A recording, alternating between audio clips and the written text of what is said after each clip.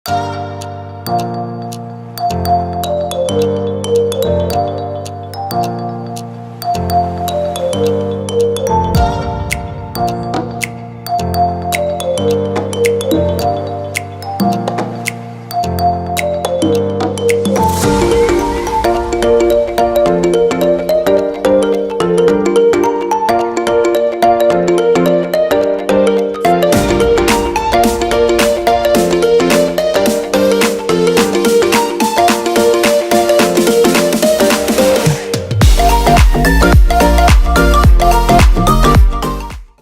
Bapak Ibu semua, jumpa kembali dalam Gamaliel Morning Prayer. Hari ini kita akan melanjutkan pembacaan firman Tuhan dari kitab Keluaran pasal yang ke-32. Ulangan 32. Pasanglah telingamu, hai langit, aku mau berbicara, dan baiklah bumi mendengarkan ucapan mulutku. Mudah-mudahan pengajaranku menitik laksana hujan, perkataanku menetes laksana embun. Laksana hujan rinai ke atas tunas muda, dan laksana dirus hujan ke atas tumbuh-tumbuhan. Sebab nama Tuhan akan kuserukan. Berilah hormat kepada Allah kita, gunung batu yang pekerjaannya sempurna, karena segala jalannya adil, Allah yang setia dengan tiada kecurangan, adil dan benar Dia. Perilaku busuk terhadap Dia, mereka yang bukan lagi anak-anaknya, yang merupakan noda suatu angkatan yang bengkok dan belat-belit. Demikian engkau mengadakan pembalasan terhadap Tuhan, hai bangsa yang bebal dan tidak bijaksana. Bukankah Ia Bapamu yang mencipta engkau, yang menjadikan dan menegakkan engkau? Ingatlah kepada zaman dahulu kala, perhatikanlah tahun-tahun keturunan yang lalu. Tanyakanlah kepada ayahmu, maka ia memberitahukannya kepadamu. Kepada para tua-tuamu, maka mereka mengatakannya kepadamu. Ketika Sang Maha Tinggi membagi-bagikan milik pusaka kepada bangsa-bangsa, ketika Ia memisah-misah anak-anak manusia, maka Ia menetapkan wilayah bangsa-bangsa menurut bilangan anak-anak Israel. Tetapi bagian Tuhan ialah umat-Nya, Yakub ialah milik yang ditetapkan baginya. Didapatinya dia di suatu negeri di padang gurun, di tengah-tengah ketandusan dan auman padang belantara. Dikelilinginya dia dan diawasinya, dijaganya sebagai biji matanya. Laksana Raja Wali menggoyang bangkitkan isi sarangnya, melayang-layang di atas anak-anaknya, mengembangkan sayapnya, menampung seekor dan mendukungnya di atas kepaknya. Demikianlah Tuhan sendiri menuntun dia, dan tidak ada Allah asing menyertai dia. Dibuatnya dia berkendaraan mengatasi bukit-bukit di bumi dan memakan hasil dari ladang. Dibuatnya dia mengisap madu dari bukit batu dan minyak dari gunung batu yang keras, dadi dari lembu sapi dan susu kambing domba dengan lemak anak-anak domba. Dari domba-domba jantan dari Basan dan kambing-kambing jantan dengan gandum yang terbaik, juga darah buah anggur yang berbuah engkau minum. Lalu menjadi gemuklah Yesyurun dan menendang ke belakang. Bertambah gemuk engkau, gendut dan tambun. Dan ia meninggalkan Allah yang telah menjadikan dia. Ia memandang rendah gunung batu keselamatannya. Mereka membangkitkan cemburunya dengan Allah asing. Mereka menimbulkan sakit hatinya dengan dewa kekejian. Mereka mempersembahkan korban kepada roh-roh jahat yang bukan Allah. Kepada Allah yang tidak mereka kenal, Allah baru yang belum lama timbul, yang kepadanya nenek moyangmu tidak gentar. Gunung batu yang memeranakkan engkau telah kau lalaikan dan telah kau lupakan Allah yang melahirkan engkau. Ketika Tuhan melihat hal itu, maka Ia menolak mereka, karena Ia sakit hati oleh anak-anaknya lelaki dan perempuan. Ia berfirman, aku hendak menyembunyikan wajahku terhadap mereka, dan melihat bagaimana kesudahan mereka. Sebab mereka itu suatu angkatan yang bengkok, anak-anak yang tidak mempunyai kesetiaan. Mereka membangkitkan cemburuku dengan yang bukan Allah. Mereka menimbulkan sakit hatiku dengan berhala mereka. Sebab itu aku akan membangkitkan cemburu mereka dengan yang bukan umat. Dan aku akan menyakiti hati mereka dengan bangsa yang bebal. Sebab api telah dinyalakan oleh murkaku dan bernyala-nyala sampai ke bagian dunia orang mati yang paling bawah. Api itu memakan bumi dengan hasilnya dan menghanguskan dasar gunung-gunung. Aku akan menimbun malapetaka ke atas mereka. Seluruh anak panahku akan kutembakkan kepada mereka. Apabila mereka sudah lemas karena lapar dan merana oleh demam yang membara dan oleh penyakit sampar, maka aku akan melepaskan taring binatang buas kepada mereka dengan racun binatang yang menjalar di dalam debu. Pedang di luar rumah dan kengerian di dalam kamar akan melenyapkan teruna maupun darah, anak menyusu serta orang ubanan.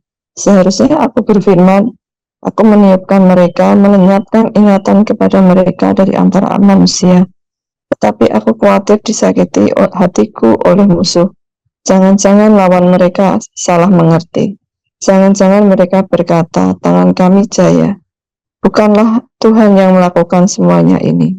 Sebab mereka itu suatu bangsa yang tidak punya pertimbangan dan tidak ada pengertian pada mereka.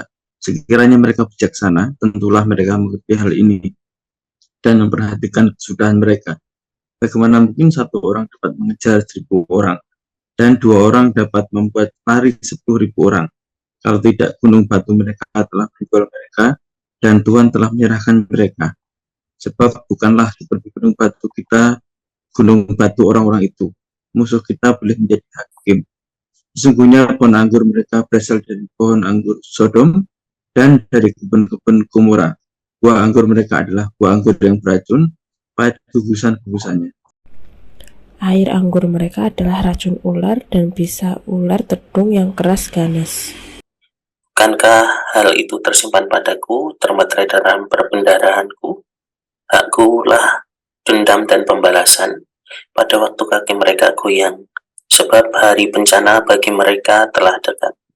Akan segera datang apa yang telah disediakan bagi mereka. Sebab Tuhan akan memberi keadilan kepada umatnya dan akan merasa sayang kepada hamba-hambanya.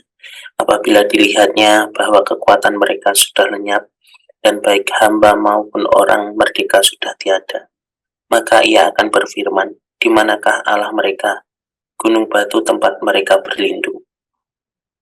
Yang memakan lemak dari korban sembelihan mereka, meminum anggur dari korban curahan mereka, biarlah mereka bangkit untuk menolong kamu, sehingga kamu mendapat perlindungan.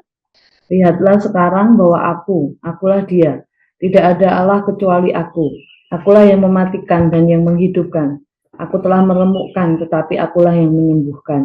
Dan seorang pun tidak ada yang dapat melepaskan dari tanganku. Sesungguhnya aku mengangkat tanganku ke langit dan berfirman, demi aku yang hidup selama-lamanya. Apabila aku mengasah pedangku yang berkilat-kilat dan tanganku memegang penghukuman, maka aku membalas dendam kepada lawanku dan mengadakan pembalasan kepada yang membenci aku. Aku akan memabukkan anak panahku dengan darah, dan pedangku akan memakan daging. Darah orang-orang yang mati tertikam dan orang-orang yang tertawan dari kepala-kepala musuh yang berambut panjang. Sorak-sorailah hai bangsa-bangsa karena umatnya, sebab ia membalaskan darah hamba-hambanya, yang membalas dendam kepada lawannya, dan mengadakan pendamaian bagi tanah umatnya. Lalu datanglah Musa bersama-sama dengan Yosua bin Nun dan menyampaikan ke telinga bangsa itu segala perkataan nyanyian tadi. Setelah Musa selesai menyampaikan segala perkataan itu kepada seluruh Israel, berkatalah ia kepada mereka, perhatikanlah segala perkataan yang kuperingatkan kepadamu pada hari ini, supaya kamu memerintahkannya kepada anak-anakmu untuk melakukan dengan setia segala perkataan hukum Taurat ini.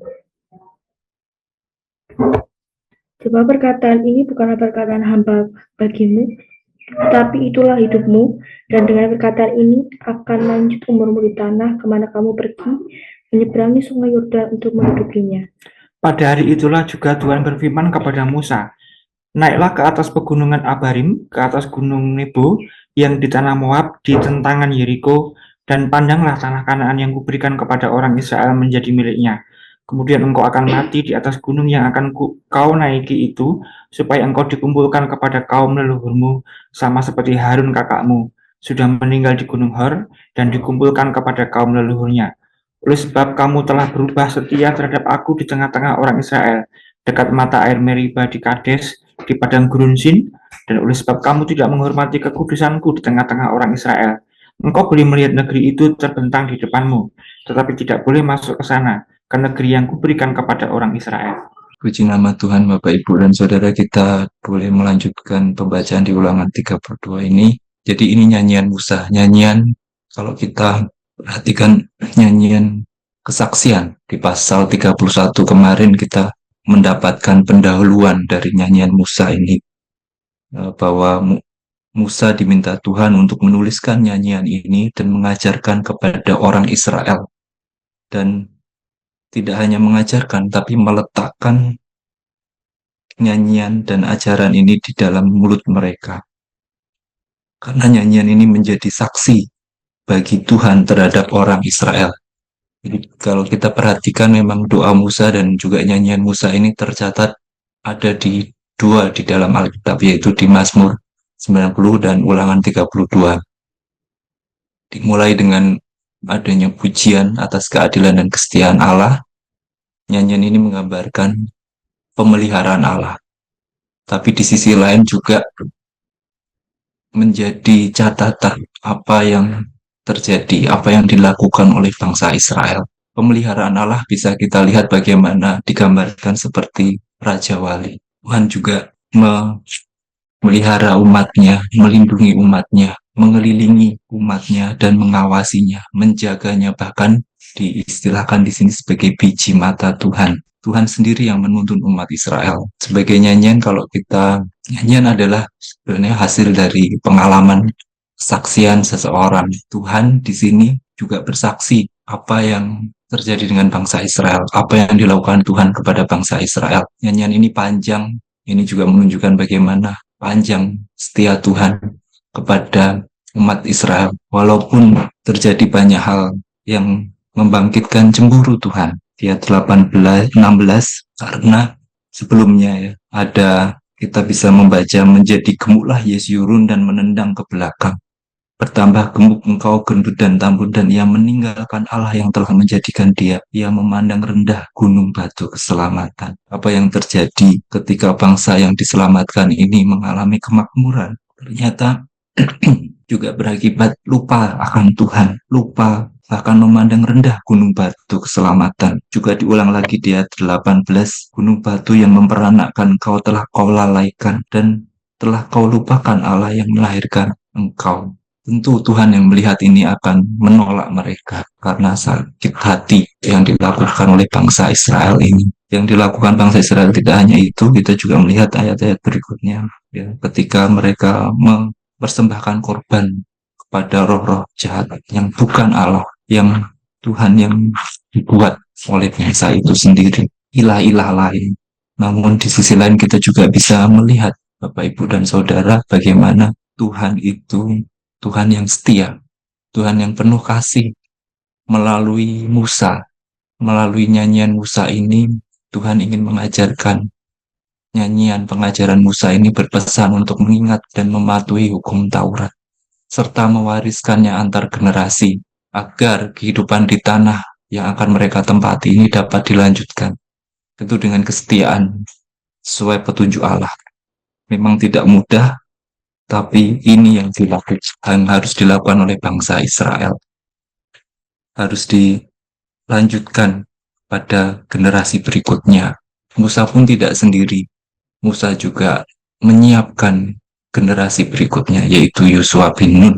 Pada ayat yang ke-44 dan 47, Musa menyampaikan hal ini bersama Yosua bin Nun. Kembali menyampaikan perkataan itu kepada seluruh orang Israel dengan berkata, perhatikan segala perkataan yang kuperingatkan kepadamu pada hari ini, supaya kamu memerintahkan kepada anak-anakmu untuk melakukan dengan setia segala perkataan hukum Taurat ini. Karena perkataan ini bukan perkataan yang hampa, namun kesaksian. Tetapi bukanlah perkataan yang hampa. Dengan perkataan ini, dengan kesaksian ini, akan lanjut umur di tanah kemana kamu pergi, menyeberangi sungai Yordan dan untuk mendudukinya. Perintah Tuhan juga ada untuk Musa. Musa pada waktu itu diminta Tuhan untuk naik ke atas pegunungan Abarim, ke atas gunung Nebo yang di tanah Moab. Di situ Tuhan menyampaikan pesan bahwa dia akan mati di situ dan dia akan dikumpulkan kepada kaum leluhur sama seperti Harun. Di situ juga kita melihat bagaimana catatan Tuhan, bahwa Musa pun pernah tidak setia.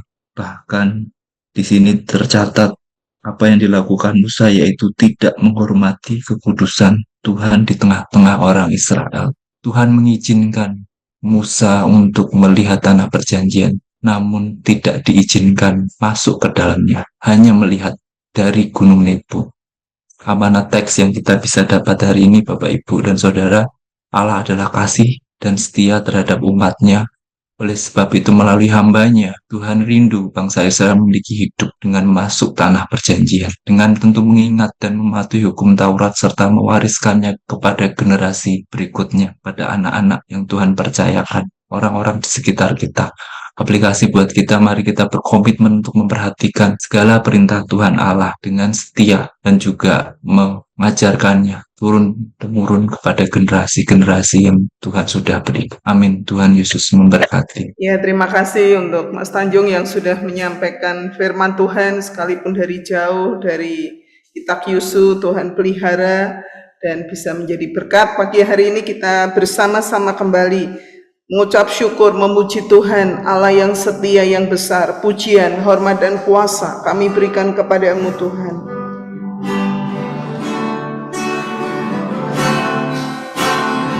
Pujian, hormat, dan kuasa kami berikan pada-Mu, Tuhan, yang duduk di atas tahta dan yang memerintah selamanya. Kau Tuhan yang sudah ada, yang ada dan yang akan datang. Bagi-Mu kemuliaan,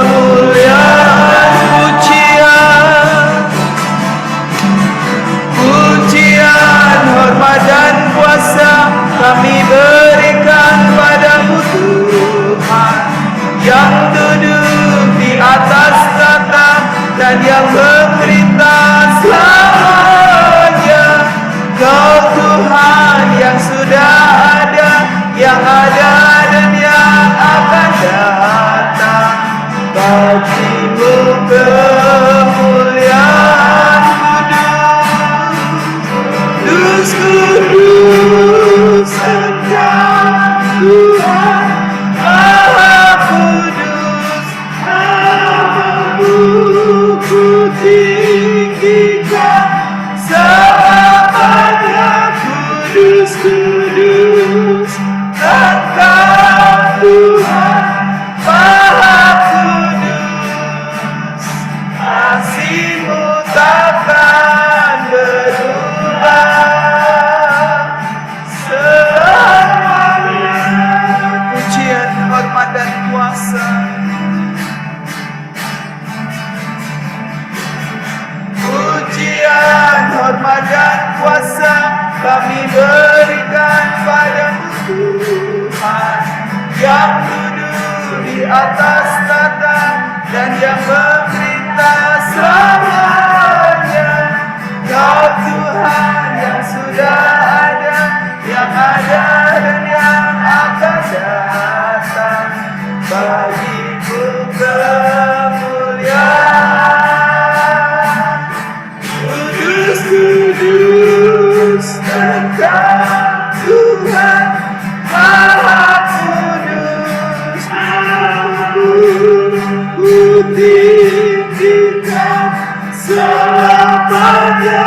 Kudus, kudus Engkau Tuhan, Maha Kudus. Kasih-Mu takkan berubah selamanya.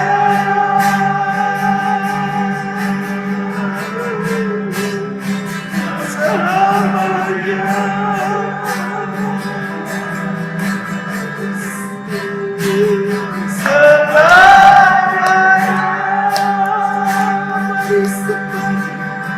Mari sembah Dia, bersyukur Tuhan. Kasih-Mu limpah atas kami. Terima kasih Haleluya.